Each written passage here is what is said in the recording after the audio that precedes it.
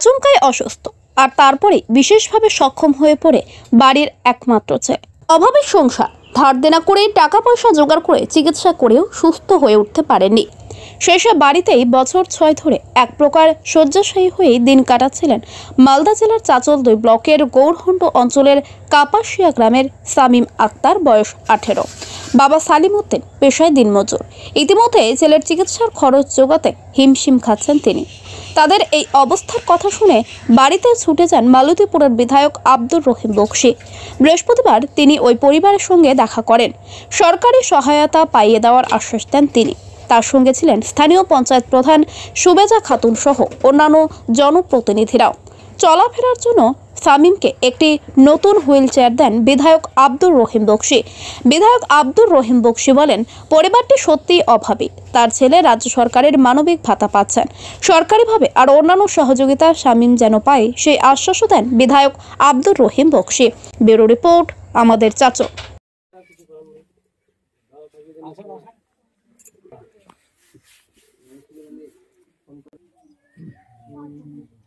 সাহায্য করলেন। আমার বিধানসভা এলাকার গৌরহন্দ অঞ্চলের কাপসিয়া বুথে এসেছি আমরা। এখানে সামিম আক্তার বলে একটা ছেলে, প্রায় 18 বছর বয়স হয়ে গেছে। প্রথম দিকে ও ভালো ছিল, পরেও প্রতিবন্ধী হয়ে গেছে, আর দুটো হাত দুটো পা অবশ হয়ে গেছে হঠাৎ করে। অনেক চিকিৎসার ব্যবস্থা তারা করেছে, সরকারিভাবে বেসরকারিভাবে চিকিৎসার ব্যবস্থা করানো হয়েছে, কিন্তু তাকে এখন পর্যন্ত সুস্থ করে তোলা যায়নি। সে নিজে চলাফেরা করতে পারে না, খুব দুস্থ গরিব মানুষ, তার বাবা মারা ওর মতো ছেলেটাকে নিয়ে চলছেন আর কি। এমত অবস্থায় আমি জানতে পেরে সাথে সাথে আমি একটা হুইল চেয়ার, যেটা দিয়ে তাকে ঠেলে নিয়ে তারা বাবা মারা নিয়ে যেতে পারবেন, সেই হুইল চেয়ার নিয়ে এসেছিলাম। আমাদের এখানকার পঞ্চায়েতের প্রধান সহ সমস্ত জনপ্রতিনিধি নেতৃত্বরা সবাই ছিলেন।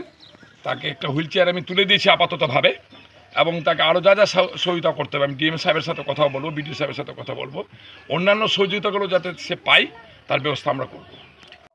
প্রথমে 12 বছর ঠিক রইলো, এবার 12 বছর থেকে 11.5 বছর ঠিক রইলো। এবার জ্বর আসলো, জ্বর আসার পরে আবার কি হলো, তো অনেক অনেক ডাক্তার দেখালাম, কিন্তু বসতে বসতে বসে গেল। কলকাতার ডাক্তার দেখালাম, 1000 টাকা ভিজিট নিল। ওইখানে বলছে যে না, এ রোগীর ওষুধ পাওয়া যাবে না। হ্যাঁ, তো অনেক অনেক জায়গায় গেলাম, কলকাতা গেলাম, কাঠিয়ারে গেলাম, পূর্ণিয়ায় গেলাম, এখানে চাচলে গেলাম, হরিচন্দ্রপুরে গেলাম, আর ওই ইয়াতে বলছে বারসই কদমগাছি, ওইখানেও গেলাম আমি। বারসই ডাক্তারের কাছে শালমারি না গেলাম, সব ঠিনায় না গেলাম, তো কোচে না বাচ্চা ভালো হবে না, কেন আপনার বাচ্চার যে রোগ আছে সে রোগের ওষুধ পাওয়া যাচ্ছে না। বলছে যে ওর নার্ভের দোষ বলছিল। তো টাকা তো অনেক খরচা করলাম, 3 লাখ 4 লাখ টাকা খরচা করে দিলাম। হবার পরে তো দেখেন তো বাড়ি ঘর আমাদের কিছু নাই। হ্যাঁ, ছেলের পিছা খরচা করে দিলাম সব। জমি জায়গা না, আমাদের জমি জায়গা না। এটাই ছেলে, একটা মেয়ে আছে। মেয়েটার হলো 20 বছর বিয়ে দিয়েছি, নাতনি হয়েছে।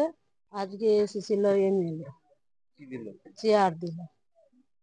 চেয়ার তো দিল, কিন্তু আমাদের তো ঘর বাড়ি কিছু নাই, তো চেয়ারটাই কি হবে, ঘর বাড়িও দিতে হবে। হ্যাঁ, ওরা কিভাবে এগুলা ঘরে হাওয়া বাতাস আসলে তো উড়িয়ে পড়ে যাবে, কিভাবে থাকবো আমরা? মর্জি না।